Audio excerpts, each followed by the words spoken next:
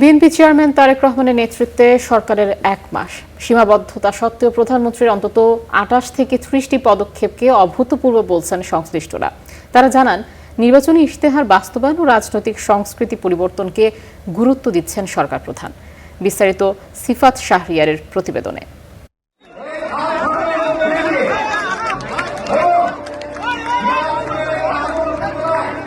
হাতে কোদাল নিয়ে কাদামাটিতে সরকার প্রধান, কৃষি প্রধানে জনপদে 70-এর দশকে এমন দৃশ্যের সূচনা করেন শহীদ রাষ্ট্রপতি জিয়াউর রহমান। কৃষি ও গ্রামীণ অর্থনীতির পরিবর্তন আর সংগ্রামের সেই ঐতিহ্য আবারও দৃশ্যমান 26-এ এসে।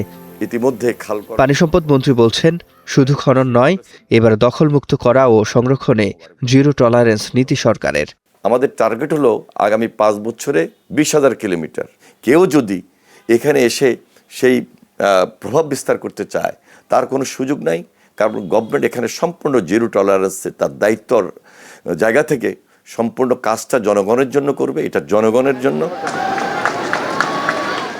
বিএনপির এবারের নির্বাচন ইশতেহারে ফ্যামিলি কৃষক কার্ডের মতো বেশ কিছু প্রতিশ্রুতিতে তৈরি হয় আগ্রহ।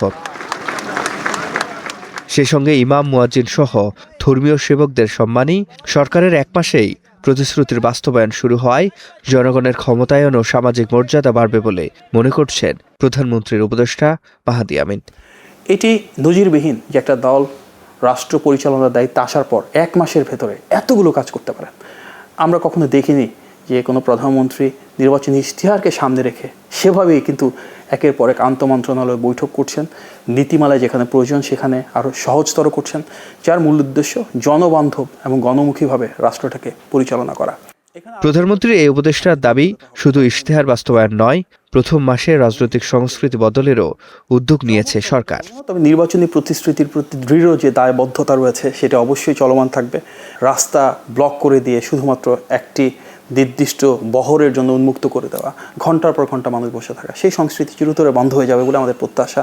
সরকারের গুরুত্বপূর্ণ দায়িত্বে থাকা এই মন্ত্রী আরও বলছেন, সরকার প্রধানের 28 পদক্ষেপের ইতিবাচক প্রভাব পড়েছে মন্ত্রণালয়গুলোতেও। এটি হলো সাধারণ রাজনীতি, গ্রামের রাজনীতি, সাধারণ মানুষের রাজনীতি। সেই রাজনীতিটা আবার নতুন করে তারেক রহমানের নেতৃত্বে এই বাংলাদেশে এগিয়ে নিয়ে যাব, এটাই তো আমার লক্ষ্য হওয়া উচিত। এবং সেই টার্গেটকে সামনে রেখে নতুন বাংলাদেশ গড়ার যে পরিকল্পনা, তারেক রহমানের নেতৃত্বে আমরা এটা সাকসেস করবই।